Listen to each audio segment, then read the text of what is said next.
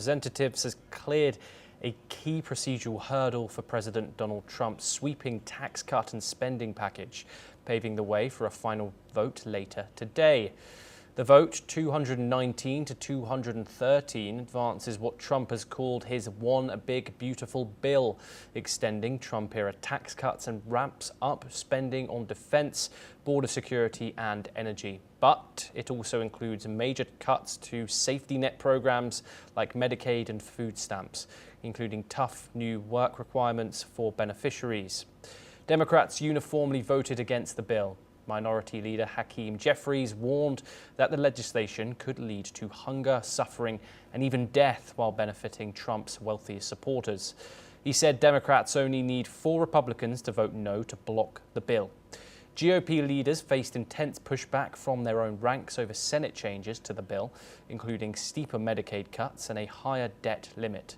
President Trump reportedly made last-minute calls to hold out, surging unity and warning MAGA is not happy. Speaker Mike Johnson said the bill isn't perfect, but it is the best possible deal and that getting it to Trump's desk is critical. A final vote is expected now within hours. We're now joined by Stephen Nagy, who's a professor at the International Christian University, located in Budapest, Hungary. Thank you very much, Stephen, for joining us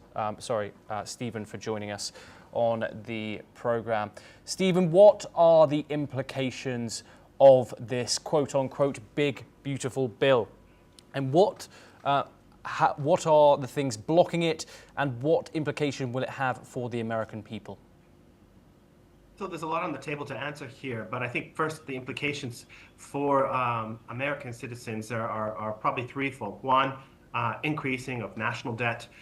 It appears that the budget will really not deal with the long-term debt problems of the United States, and this may place the economy and in jeopardy in terms of faith in the American system. Second, it is making cuts and making it much more difficult for people that are at the lower end of the spectrum that do get Medicaid and other forms of social welfare from the federal government in the United States to get access for that. And this is going to make vulnerable people more vulnerable.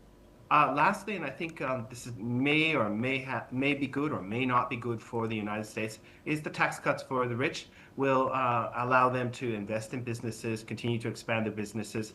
This is good if they invest in innovation and hiring and building their businesses that hire Americans, but it could exacerbate the already growing gap between rich and poor. And these are, I think, really critical questions that American lawmakers need to make. With regards to your questions, what is going to happen next? It looks like there's going to be a vote on the floor of the House of Representatives, and it looks like it may pass. My assumption is that President Trump and the MAGA forces will put pressure on the holdouts within the Republican Party to pass this bill. And again, once it passes, then we're going to see some of the downstream positive and negative effects of this very, very large bill. Stephen Nagy, thank you very much for joining us. You are staying with us.